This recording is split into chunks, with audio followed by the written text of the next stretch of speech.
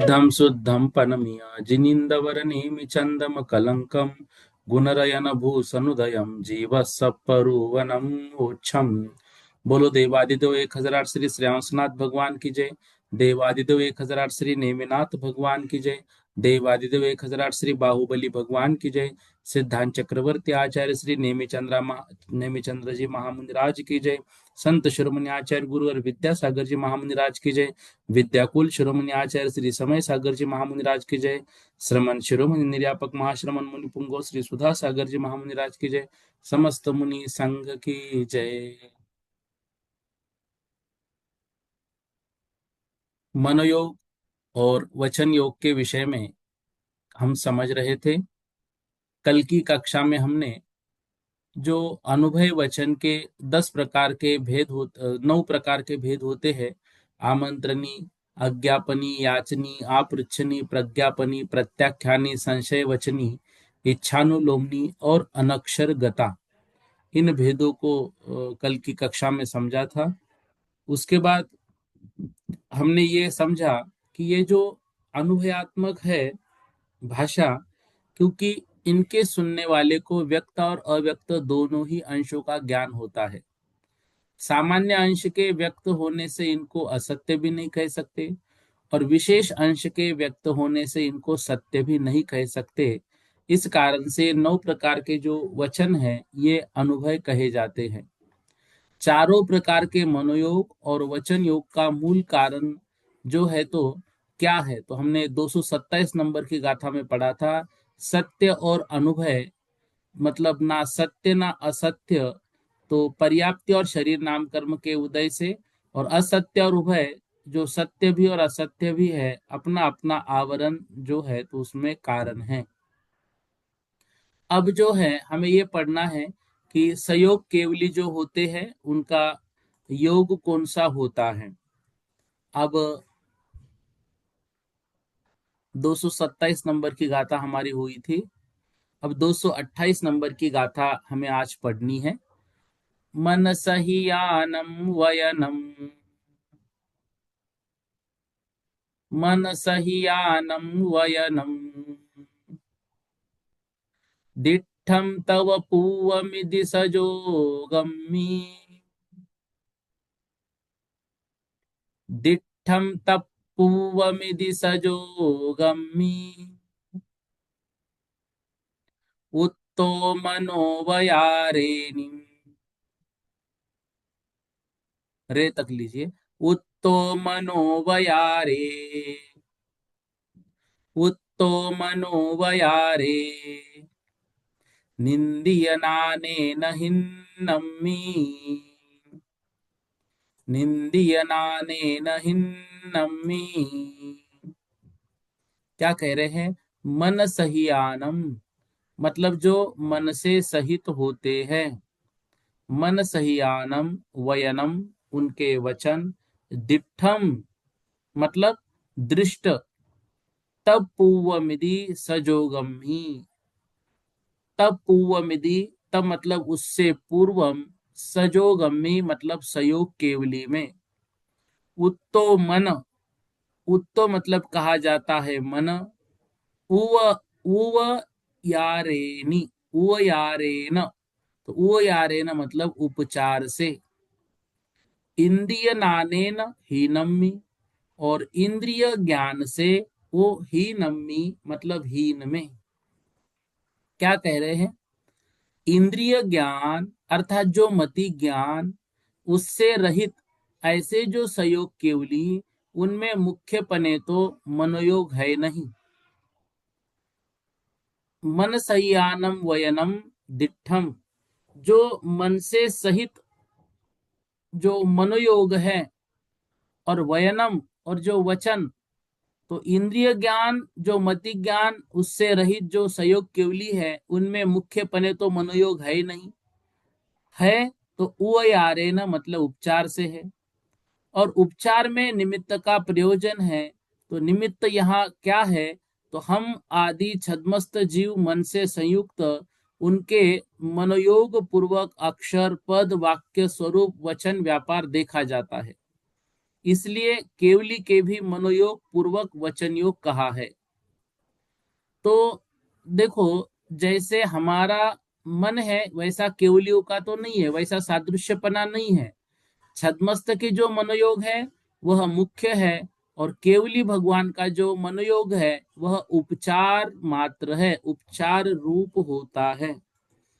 क्या कह रहे देखो, हम आदिक छद्मस्त मन सहित जीवों के वचन प्रयोग मन पूर्वक होता है, इसलिए इंद्रिय ज्ञान से रहित संयोग केवली के भी उपचार से मन कहा है।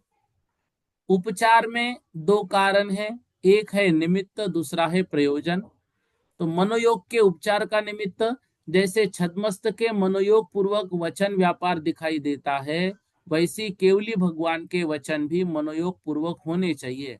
ऐसे उपचार के निमित्त से केवली के मनोयोग है। वास्तविकता में केवली भगवान का मनोयोग नहीं है, वो उपचार से है।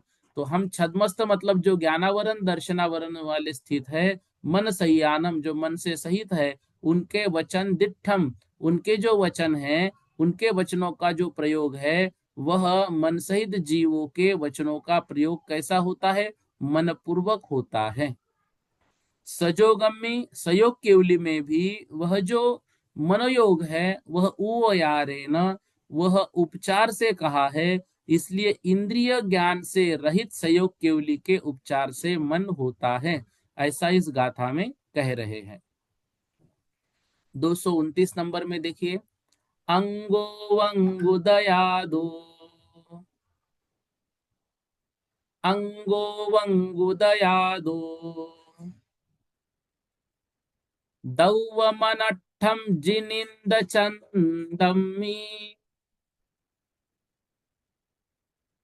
दौवमनट्ठं जिनिन्दचन्दम्मि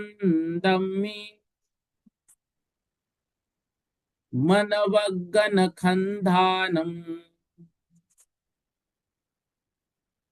मनवग्गनखन्धानम् आगमनादो दुमन जोगो, आगमनादो दुमन जोगो अंगो वंगुदयादो दौवमनट्ठं जिनिन्दचन्दम्मि मनवग्गनखन्दानम् आगमनादो दुमन जोगो। क्या कह रहे देखो, अंगो वंग उदयादो, अंगो वंग मतलब अंगोपांग नाम कर्म के उदयादो उदय से, अंगोपांग नाम कर्म के उदय से दौवमनट्ठम, दौवमनट्ठम मतलब द्रव्य मन के अर्थ जिनंद चंदमी, जिनेन्द्र देव चंदमी मतलब जो जिन इंद चंदमी, अर्थात जो इंद्र है स्वामी, जिनके ऐसे सम्यक दृष्टि, उनके चंद्रमा समान संसार आताप और अज्ञान अंधकार के नाश करने वाले ऐसे सहयोगी जिन, जिन चंद, जिन देखो जिनंद, तो जिन इंद फिर चंदमी, जिन मतलब सहयोग केवली जिन, इंद मतलब स्वामी अर्थात सम्यक दृष्टि, और चंदमी मतलब उनके चंद्रमा समान संसार का आताप और अज्ञान का अंधकार नाश करने वाले अंगो वंग उदयादो, अंगोपांग नाम कर्म के उदय से मन वग्गन खंदानम, मनोवर्गना के स्कंधों का आगमनादो दुमनो जोगो, उनका आगमनादो, आगम से मनोजोगो मनोयोग। क्या कह रहे हैं? जिन है इंद्र अर्थात स्वामी जिनका ऐसे सम्यक दृष्टि, उनके चंद्रमा समान संसार आतप को नाश करने वाले सहयोगी जिन, उनमें अंगोपांग नाम कर्म के उदय से फूले हुए 8 पंखुड़ियों के कमल के आकार का द्रव्य मन हृदय स्थान के मध्य पाया जाता है। उसके परिणमन के कारणभूत मनोवर्गना के आगमन से द्रव्य मन का परिणमन है। इसलिए प्राप्ति रूप प्रयोजन से पूर्वोक्त निमित्त से मुख्यपने भाव मनोयोग का अभाव है। मनोयोग उपचार मात्र कहा है। जो पूर्व गाथा में हमने पढ़ा कि आत्म प्रदेशों की कर्म नो कर्म ग्रहण रूप शक्ति वह भाव मनोयोग, और इससे उत्पन्न हुआ मनोवर्गना रूप पुद्गलों का मनोरूप परिणमना वह द्रव्य मनोयोग। इसलिए केवली भगवान का मनोयोग कहा है। तो जो केवली है वह केवली भगवान का मनोयोग उपचार से कहा है, और उसके प्रयोजनभूत सर्व जीवों की दया तत्वार्थ तथा उपदेश शुक्ल ध्यानादि सर्व ये हमें जानना चाहिए। अब देखो इसमें दो प्रकार की चीजें हमने पढ़ी। पहले 228 नंबर की गाथा में हमने ये पढ़ा, हम सब छद्मस्त जीवों के वचन का जो प्रयोग होता है वह मन पूर्वक ही होता है। इसलिए इंद्रिय ज्ञान से रहित सयोग केवली के भी उपचार से मन कहा है। सयोग केवली के मन की मुख्यता तो नहीं है, किंतु उनके वचनों का प्रयोग होता है दिव्य ध्वनि के माध्यम से, और छद्मस्तों के मन सहित ही वचनों का प्रयोग होने से उनका जो वचनों का प्रयोग हो रहा है वह उपचार से मन से कहा है, मतलब मन की कल्पना वहां की जा रही है। यहाँ क्या बता रहे हैं? अंगोपांग नाम कर्म के उदय से जीवों की द्रव्य मन अर्थात खिले हुए अष्टपंखुड़ी कमल रूप के आकार की रचना हुआ करती है हम सभी के। तो द्रव्य मन की कारणभूत मनोवर्गना सहयोग केवली भगवान भी ग्रहण करते हैं। इसलिए उपचार से उनका मनोयोग माना गया है। उस मनोवर्गना को वो ग्रहण कर रहे हैं, इस कारण से उपचार से जो है तो उनका यहाँ पर क्या कह रहे हैं? मनोयोग कहा जा रहा है। इसलिए फिर से देखो गाथा, जिन है इंद्र अर्थात स्वामी जिनका ऐसे सम्यक दृष्टि, उनका चंद्रमा के समान संसार आताप का नाश करने वाले वे जो सहयोगी जिन हैं, उनके अंगोपांग नाम कर्म के उदय से फूले हुए 8 पंखुड़ियों के कमल के आकार का द्रव्यमन हृदय स्थान के मध्य में पाया जाता है, क्योंकि अभी उनका परम औदारिक शरीर है। उसके परिणमन के कारणभूत मनोवर्गना के आगमन भी उनके पाया जाता है, वह द्रव्य मन है। इसलिए प्राप्ति रूप प्रयोजन के निमित्त होने से उनका जो मनोयोग है वह उपचार से कहा जाता है। ऐसे मनोयोग का वर्णन जो है अब यहाँ पर समाप्त हुआ, और वचन योग के बारे में भी बता दिया है। अब जो है काय योग का वर्णन यहां से प्रारंभ हो रहा है 230 नंबर की गाथा से। देखिएगा, पुरुमहदु पुरुमहदुदारु पुरमहुदुदारुलारुरालम।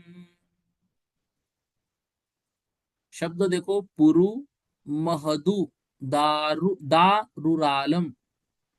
पुरु महदु दारुरालम। पुरुमहदुदारुरालम। पुरुमहदुदारुरालम। पुरुमहदुदारुरालम। एयट्ठो संविजानतं मिभवम्। एयट्ठो संविजानतं मिभवम्। ओरालियं तमुच्चैः। ओरालियं तमुच्चैः। ओरालिय काय जो गोसो, ओरालिय काय जो गोसो। एक साथ बोलेंगे। पुरु महदुदारुरालम ए अट्ठो संविजानतम भवम ओरालियम तमुच्चई ओरालिय काय जो गोसो। देखो यहाँ पर चार शब्द दे रहे हैं गाथा के पहले। पुरु, महत, उदार और उरालम। पुरु शब्द दिया पहले, फिर महत, फिर उदार, फिर उरालम। ये अट्ठो मतलब इनका जो अर्थ है, पुरु, महत, उदार और उराल, ये अट्ठो मतलब एकार्थ वाले हैं। एकार्थ वाले हैं मतलब पुरु, महत, उदार और उराल ये स्थूल से एकार्थ है। संविजानी तस्मिन भवम, संविजानी तम्हि भवम। संविजान, संविजान मतलब जानना चाहिए, उनमें भवम औरालियम तदुच्यते। औरालियम औरालिक उनको कहा जाता है। औरालियम तमुच्चई, तम उच्चई औरालिक उनको उच्चई कहा जाता है। औरालिय काय जोगोसो वह औरालिय औदारिक काय योग है। पुरु, महत, उदार और उराल ये एकार्थवाची है।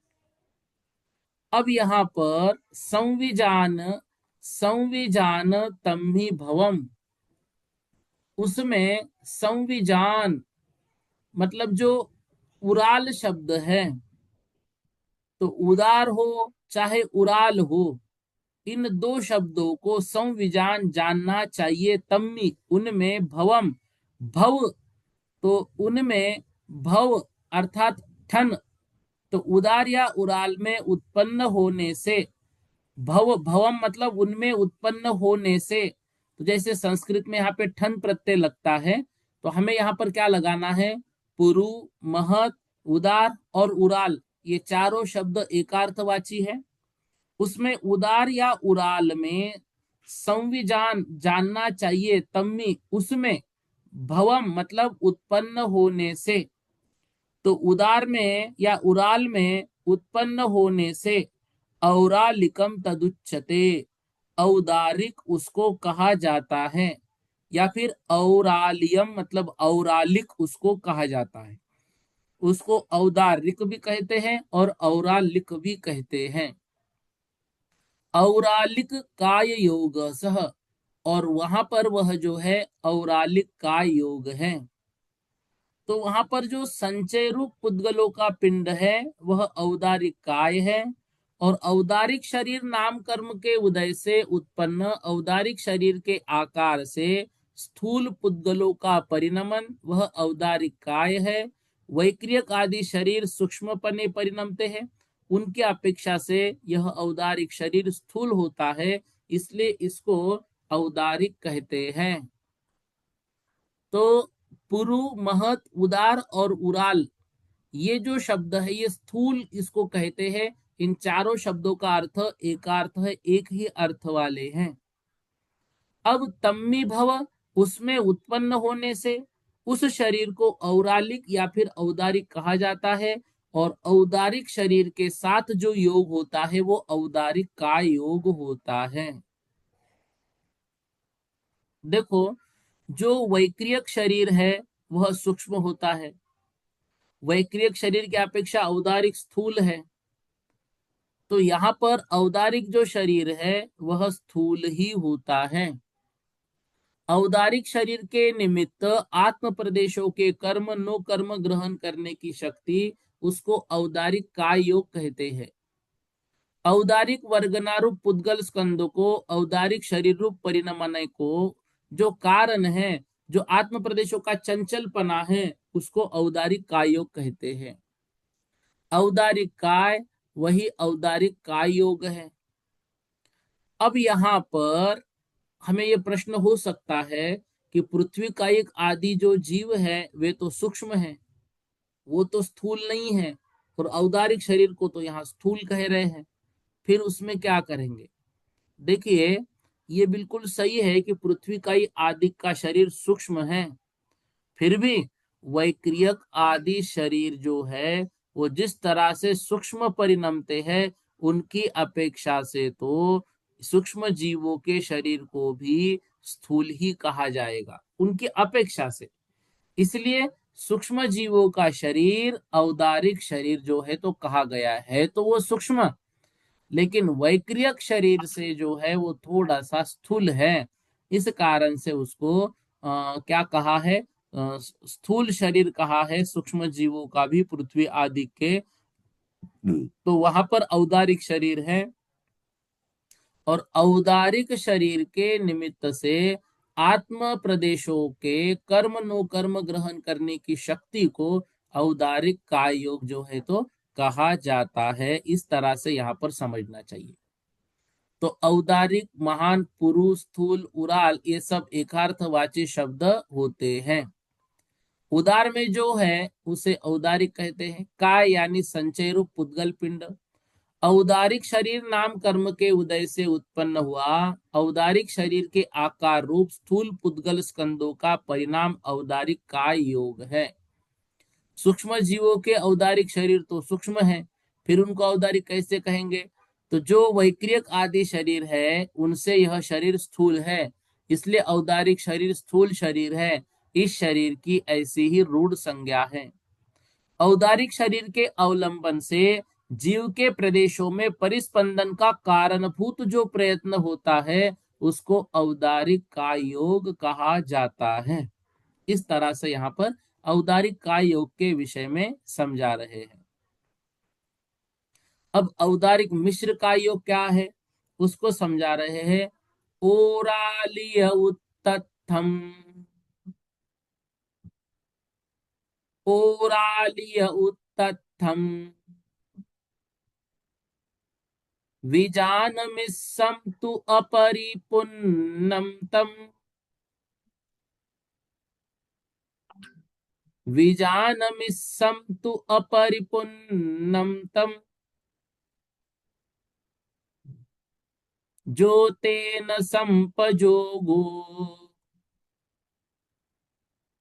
ज्योतेन संपजोगो, ओरालियमिस्सजोगोसो, ओरालियमिस्सजोगोसो। एक साथ बोलेंगे।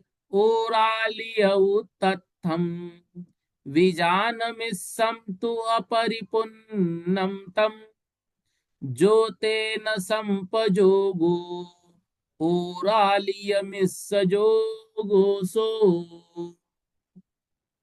अब औदारिक काय योग को यहाँ पर बताया। अब औदारिक मिश्र काय योग क्या है उसको बता रहे हैं। ओरालिय उत्तथम, ओरालिय मतलब औदारिक शरीर, उत्तथ विजान मिस्सम तु अपरिपुन्नम तम, जो तेन संपजोगो, ओरालिय मिस्स जोगोसो। ओरालिय जो औदारिक शरीर है। अब औदारिक शरीर, अब यहां पर बता रहे हैं ओरालिय उत्तथम, जो औदारिक शरीर है उस औदारिक शरीर में अंतर मुहूर्त तक वह जो शरीर है वह पूर्ण नहीं होता है। मिश्रम तु अपरिपूर्णम तत्, वह शरीर जो है वह जानना चाहिए। औरालिय उत्तथम, औरालिय मतलब औदारिक शरीर से मुक्त, अभी औदारिक शरीर नहीं बना है उससे मुक्त। विजान मतलब जानना चाहिए। मिस्सम तु मिश्र, अपरिपूर्णम तम, अपरिपूर्णम तम मतलब वह जब तक अपरिपूर्ण है मतलब अपर्याप्त है। जो तेन संपजोगो, जो तेन मतलब जो वहां पर संपजोगो, उसका संपजोगो मतलब संप्रयोग होता है। और आलिय मिस्स जोगो सो, उसको औदारिक मिश्र योग कहा जाता है। तो जो औदारिक शरीर ऊपर कहा गया है, तो औदारिक शरीर जहां पर जीव को जन्म लेना है, मान लो औदारिक शरीर में वहां पर जीव पहुंच गया, और औदारिक शरीर आदि जो मतलब जो पर्याप्तियां है ना, आहार, शरीर, इंद्रिय, श्वासोश्वास, भाषा और मन, इन पर्याप्तियों का ग्रहण करना उसने प्रारंभ किया, तो वहां पर वो कौन सी ग्रहण करेगा? औदारिक शरीर। लेकिन अंतर मुहूर्त काल तक जो है वह निवृत्त पर्याप्तक अवस्था में रहेगा। तो जब तक अंतर मुहूर्त पूर्ण न हो, तब तक वह शरीर अपर्याप्त रहेगा। उतने काल तक औदारिक मिश्र का योग पाया जाता है। तो मिश्र जो है, मिश्र मतलब यहाँ पर औदारिक अभी पूर्ण नहीं हुआ है। तो अपर्याप्त काल संबंधी 3 समयों में होने वाले कार्बन का योग के उत्कृष्ट कार्बन वर्गना से संयुक्त है, इसलिए मिश्र नाम है। अपर्याप्त शरीर को मिश्र कहते हैं उस औदारिक मिश्र से युक्त संप्रयोग अर्थात उसके लिए प्रवर्तित आत्मा के कर्म नोकर्म ग्रहण करने की शक्ति, ऐसे प्रदेशों के उस समय जो चंचलपना होता है, जब आत्मा जिस स्थान पर जन्म लेना है वहां पर पहुंच गई और वहां पर औदारिक वर्गनाओं का ग्रहण करना प्रारंभ कर लिया, और उस समय जो आत्मा कर्म नो कर्म ग्रहण कर रही है, तो उस समय औदारिक शरीर तो नहीं बना, लेकिन औदारिक शरीर को बनना प्रारंभ किया, तो औदारिक मिश्र से युक्त है। इस कारण से शरीर पर्याप्ति की पूर्णता के अभाव में औदारिक वर्गना के स्कंदों को संपूर्ण शरीर रूप परिणमाने के लिए वह असमर्थ है। औदारिक वर्गना ग्रहण तो कर रहे, लेकिन अभी शरीर रूप वो परिणमाएगा नहीं। इसलिए उस काय योग को औदारिक मिश्र काय योग कहा जाता है, जब तक औदारिक शरीर पूर्ण नहीं होता है। जब औदारिक शरीर पूर्ण होगा, तब उसको औदारिक का योग कहा जाएगा, उससे पूर्व उसको औदारिक मिश्र का योग कहा जाएगा। इस तरह से यहां पर समझना चाहिए। कह रहे देखो, हे भव्य समझ, ऐसा समझ कि औदारिक शरीर का स्वरूप पहले बता चुके हैं। वह शरीर जब तक पूर्ण नहीं होता तब तक मिश्र कहा जाता है। उसके द्वारा होने वाले को औदारिक मिश्र का योग कहते हैं, ऐसे आचार्य महाराज कह रहे हैं। औदारिक मिश्र काय क्या है? औदारिक शरीर अंतर मुहूर्त काल तक अपूर्ण अर्थात अपर्याप्त होता है, उस शरीर को औदारिक मिश्र कहते हैं। कार्बन और औदारिक वर्गना का मेल होने से मिश्र कहा जाता है। औदारिक मिश्र का योग, औदारिक मिश्र काय के साथ जो आत्मा का प्रदेश परिस्पंदन रूप योग है, वह औदारिक मिश्र का योग है। यह योग शरीर पर्याप्ति की पूर्णता ना होने से औदारिक स्कंधों को परिपूर्ण से शरीर रूप परिणमाने में असमर्थ होता है। यानी अभी शरीर पर्याप्ति के अभाव में औदारिक का योग भी संभव नहीं है। तो पर्याप्त दशा औदारिक का योग, निवृत्त पर्याप्तक दशा औदारिक मिश्र का योग, यह इस भव का प्रथम समय होता है। औदारिक का योग किसके होगा? पर्याप्त मनुष्य और तिर्यंच। औदारिक मिश्र का योग किसके होगा? लब्ध पर्याप्तक मनुष्य तिर्यंच, निवृत्त पर्याप्तक मनुष्य और तिर्यंच, और केवली समुद्घात के समय भी। क्योंकि जब केवली समुद्घात करके आत्मा के प्रदेश पुनः औदारिक उस परम औदारिक शरीर में वापस आते हैं, जब तक वो वापस नहीं आते तब तक औदारिक मिश्र का योग केवली भगवान के भी माना जाता है। ऐसा यहाँ पर हमारे लिए समझाया जा रहा है। ठीक है, आगे देखिए वैक्रिय का योग की स्थिति क्या है। 232 नंबर की गाथा। विविह गुण इठिजुदम, विविह गुण इठिजुत्तम, विविह गुण इठिजुत्तम, विक्किरियं वाहुः दिवे गुवम्, विक्किरियं वाहुः दिवे गुवम्, तिस्से भवं च नेयम्, तिस्से भवं च नेयम् वेगुवीयकायजो गोसो वेगुवीयकायजो गोसो। एक साथ बोलेंगे। विविह गुण इठिजुत्तम विक्किरियम वाहुहो दिवे गुवम तिस्से भवम च नेयम वेगुवीयकायजो गोसो। विविह गुण इठिजुत्तम। विविह मतलब विविध प्रकार के, गुण मतलब गुणों से, इद्धि मतलब रिद्धि से, जुत्तम मतलब युक्त।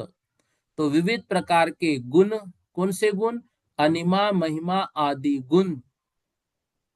रिद्धिम अर्थात उनके पास जो रिद्धियां रहती है, उनसे जो युक्त है। विक्किरियम, विक्किरियम मतलब विक्रिया भी उनके पास है।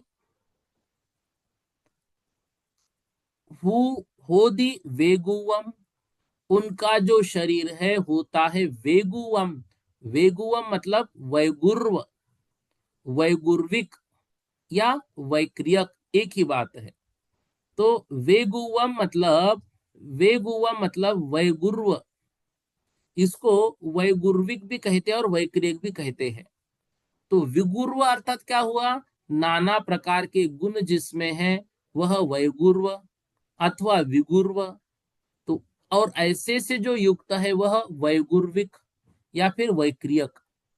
तो गाथा में क्या कह रहे हैं? विविध नाना प्रकार की जो क्रिया मतलब गुण, अनेक अनिमा महिमा आदि विकार, वह विक्रिया जहां पर होती है वह वैक्रियक होती है। तिस्से भवम च नेयम, तिस्से मतलब उसके होने से, नेयम मतलब जाननी चाहिए। वैगुविक, वैगुवीय काय जोगोसो। वैगुवीय मतलब वैगुर्विक, वैगुर्विक, वैगुर्विक। देखो वैक्रिय को यहां पर क्या कहा? वैगुर्विक। औदारिक को औरालिक, औरालिक और औदारिक एक ही बात है। ऐसे ही वैक्रियक या वैगुर्विक एक ही बात है। तो वैगुर्विक शरीर के लिए उस शरीर रूप परिणमने के योग्य आहार वर्गना रूप स्कंदों के ग्रहण करने की शक्ति युक्त आत्म प्रदेशों का जो चंचलपना है वह वैगुर्युक का योग है। वैक्रियक काय, वही वैक्रियक काय योग जहां कार्य और कारण का उपचार हो रहा है। तो उपचार पूर्ववित्त निमित्त और प्रयोजन है। तो वैक्रियक काय से कार्य क्या हो रहा है? जो आहार वर्गना के रूप स्कंद है उनका ग्रहण करने का कार्य हो रहा है। तो ये जो योग से हुआ वह वैक्रियक काय योग है।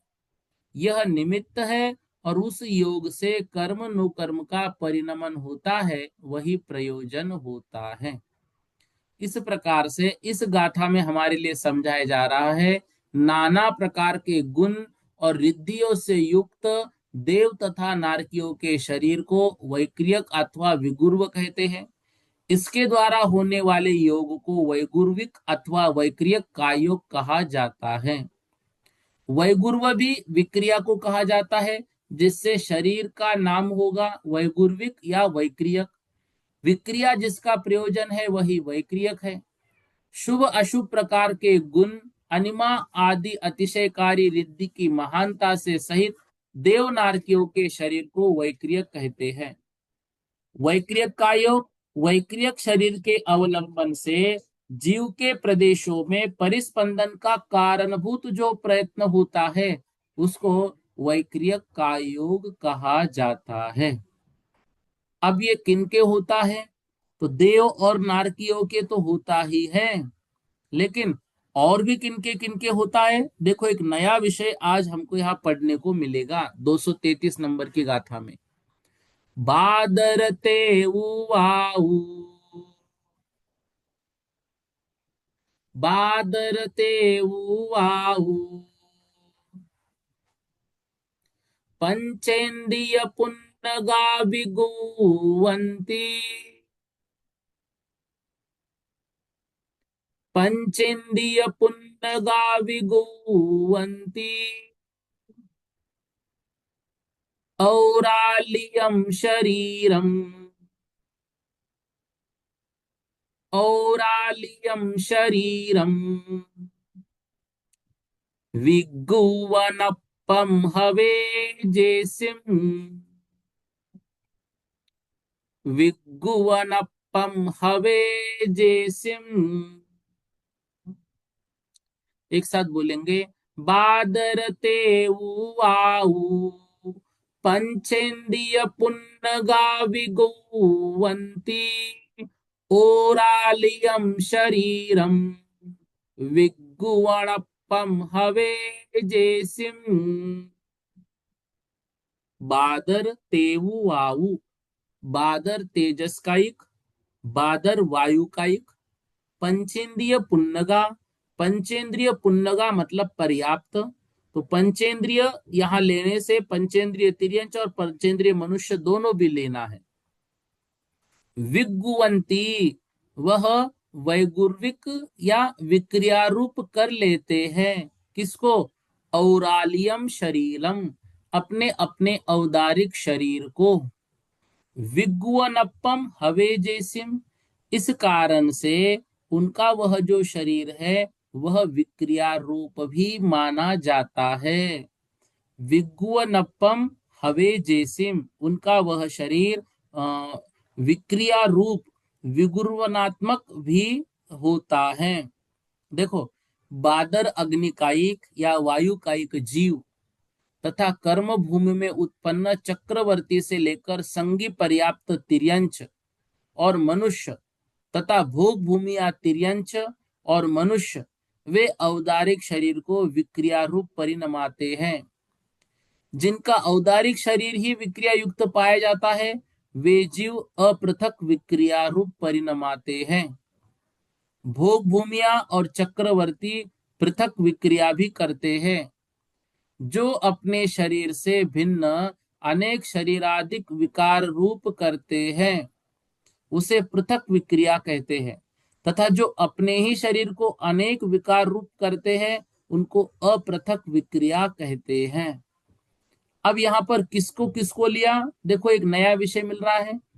किस किस का विक्रिया रूप शरीर पाया जाता है? सभी देव और नारकियों का तो माना ही। बादर पर्याप्त तेज कायिक जीवों का, जो अग्नि ऊपर ऊपर फैलती है ना, बहुत बड़ी बड़ी हो जाती, जैसे जंगल आदि की जो आग है, वह उनका वैक्रियक शरीर है। जो वायु है, वायु कायिक जीव बादर पर्याप्त, उनका भी। कर्म भूमि के संगी पंचेंद्रिय पर्याप्त मनुष्य और तिर्यंच, ये भी इनके पास भी विक्रिया पाई जा सकती है। और भोग भूमि के तिर्यंच और मनुष्यों के भी। देव और नारकी को छोड़कर अन्य सभी जीवों के विक्रिया पाए जाए, ये कोई नियम नहीं है। हाँ, हो सकती है। दो प्रकार से है, मूल शरीर से भिन्न विक्रिया करना पृथक, और मूल शरीर में ही करना वह अपृथक। देव और नारकियों की पृथक अपृथक दोनों, नारकियों की मात्र अपृथक, भोग भूमि के मनुष्य तिर्यंचों की पृथक अपृथक दोनों, चक्रवर्ती की भी पृथक अपृथक दोनों, शेष कर्म भूमिया मनुष्य और तिर्यंच की मात्र अपृथक, पृथक नहीं, जैसे विष्णु कुमार मुनि को प्राप्त हुई थी। बादर वायु और तेज तेज कायिक जीवों की भी पृथक। तो औदारिक शरीर वालों की विक्रिया औदारिक शरीर का ही परिणमन है। औदारिक शरीर वाले जीवों को वैक्रियक कायोग नहीं होता है। उनको कायोग होगा औदारिक कायोग ही, लेकिन वो अपने औदारिक शरीर में विक्रिया कर सकते हैं। उसमें उनके लिए जो है, मतलब बादर तेजस कायिक और बादर जो है तो वायु कायिक जीव, ये अपने शरीर को विक्रिया कर सकते हैं। विक्रिया का अर्थ क्या है? विक्रिया का अर्थ है शरीर के स्वाभाविक आकार के सिवाय विभिन्न आकार बनाना। देव और नारकियों के शरीर का निर्माण जिन वर्गनाओं से हुआ है उनमें वह योग्यता रहा करती है, उन वर्गनाओं को हर अंतर्मूर्त में योग बदल सकता है। विक्रिया शुभ और अशुभ, पृथक और अपृथक दोनों ही तरह की मानी जाती है। तो देव और नारकियों के वैक्रियक शरीर के अलावा बादर, तेजस कायिक और वायु कायिक तथा संगी पंचेंद्रिय तिर्यंच और मनुष्य, भोग भूमि तिर्यंच और मनुष्य भी औदारिक शरीर के द्वारा जिनके शरीर में योग्यता पाई जाती है वो विक्रिया कर सकते हैं। लेकिन उनका काय योग कौन सा होगा? उनका काय योग औदारिक काय योग ही होगा, दूसरा उनका नहीं होगा। अब यहाँ पर वैक्रियक काय योग के विषय में हमने पढ़ा, नाना प्रकार के गुण और रिद्धियों से युक्त देव तथा नारकियों के शरीर को वैक्रियक अथवा विगुर्विक कहते हैं। इसके द्वारा होने वाले योग को वैगुर्विक या वैक्रियक काय योग कहते हैं। शुभ और अशुभ प्रकार के गुण, अनिमा महिमा आदि रिद्धियों से युक्त देव और नारकी के शरीर में या उसके द्वारा जो आत्म प्रदेशों में परिस्पंदन होता है उसको वैक्रियक काय योग कहा जाता है। इस प्रकार से यहाँ पर समझना चाहिए। इतना आज पढ़ लेते हैं। सागर भैया बोलिएगा।